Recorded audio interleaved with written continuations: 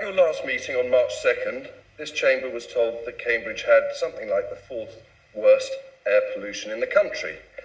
Now, that's not true at all, is it? In fact, as regards PM 2.5, the City Council's own latest air quality status report notes the following. Source apportionment using DEFRA background maps shows that most background PM 2.5 in Cambridge has a regional component of around 95%. The background estimates in Cambridge are around 10 micrograms per cubic metre. That was 2019. Gonville Place saw a similar reduction in 2020 due to the pandemic, reducing from 14 micrograms per cubic metre annual mean in 2019 to 11 micrograms per cubic metre annual mean in 2020. Levels remained above background, suggesting that there is only an additional contribution of up to 4 micrograms per cubic metre of PM 2.5 due to vehicle emissions. Cambridge City Council has considered setting targets for PM 2.5 reduction, and we welcome the introduction of targets under the Environment Bill, although the potential to achieve significant reduction is limited by the high regional contribution. There are very few measures that can be undertaken locally that will specifically reduce the small amount of PM 2.5 produced locally. Regional, national and international measures will be more effective. So that's the Council's own report. Are councillors aware that it's widely understood outside this chamber that although the climate emergency is a pressing matter, the real necessity for the congestion charge here and now is to enable further speculative development of the city?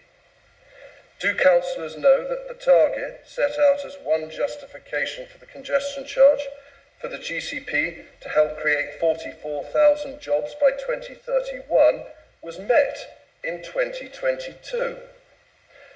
Do councillors know that the concomitant delivery of housing due by 2031 is merely on target?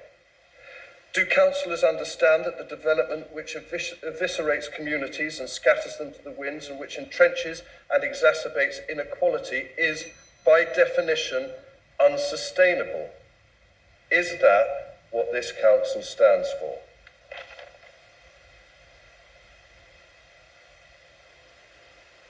Davey. Thank you very much for your question and your comments earlier on relating to use of public phones and the like, and we'll take that forward accordingly. The details that you offer are clearly really significant ones, and I need to, if I'm honest, go away, take them away and analyse them accordingly, and then report back to you and to the people in the chamber the actual details. I do not have that detail on me at this particular moment in time, but I'm happy to go away and take the detail that you require and report back to you and others from the council chamber. But thank you for your question, sir.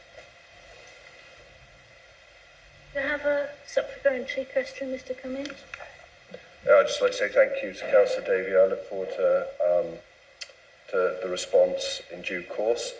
But I'd also like to extend a hand of friendship and invite councillors to join me on a journey, and also perhaps officers of the planning department. I'm thinking of hiring a coach for the day and conducting a tour of vacant commercial property in and around Cambridge.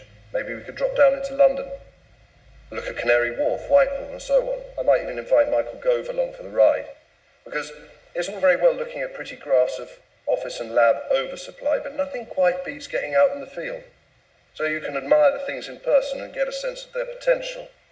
I've no doubt that much of the growth that might otherwise be forced onto agricultural land outside town could very well be accommodated in already vacant property and brownfield land. Perhaps some could be developed in places that already enjoy a world-class public transport network.